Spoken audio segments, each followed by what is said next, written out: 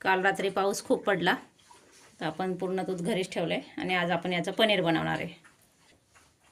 तर जवळजवळ हे 9-10 लिटर दूध असेल बघा। तर याचं आपण आज घरी पण बनवणार आहे पनीर आणि दही पण। आता आपण गॅसवर दूध ठेवले बघा गरम करायला। याच्यामध्ये विनेगर टाकायचे। आता हे विनेगर आपण आणलेलं आहे। हे विनेगर याच्यामध्ये 3 ह्याचे जे झाकण आहे ना 3 ते आपण टाकूया आणि मग हलवत राहूया।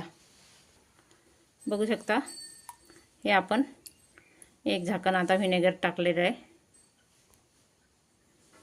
हे दुसरं झाकण आहे विनेगर टाकून आणि हे तिसरं झाकण आहे। जास्त म्हणून मी 3 झाकण टाकले।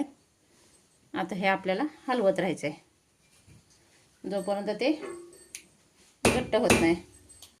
तर बघू शकता पनीरसाठी आपण याच्यात विनेगर टाकलं होतं। आता हे पनीर इथे बघा असं बनलंय।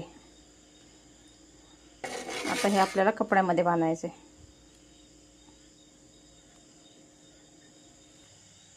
याच्यामध्ये बघा थोडं तरी पाण्याचा अंश असतो ते वेगळं करायचं। आता आपल्याला पण कपडा आता टाकलेला आहे।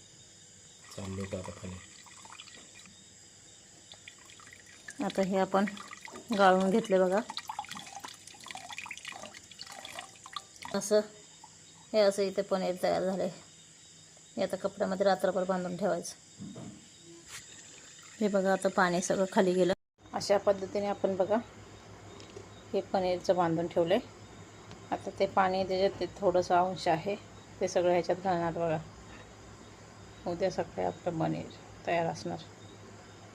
तरी आपण कपड्यामध्ये बांधून ठेवलेलं बघा। तर अशा पद्धतीने पनीर तयार झाले आपलं। बघू शकता छानपैकी मस्त गोळा तयार झाला बघा। मस्त मोठाच्या मोठा। आता हे आपण कट करू शकतो। आता हे आपण अशा पद्धतीने कट करून घेऊया। तर बघू शकता हे कसं मस्त पीस कट झालं बघा। अजून एक पीस आपण कट करून घेऊया आणि याची चांगली मस्त भाजी बनवूया।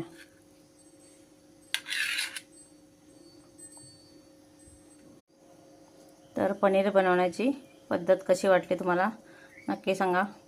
लाईक करा, कमेंट करा, शेअर करा आणि अशा पद्धतीने तुम्ही पण घरच्या घरी पनीर बनवा।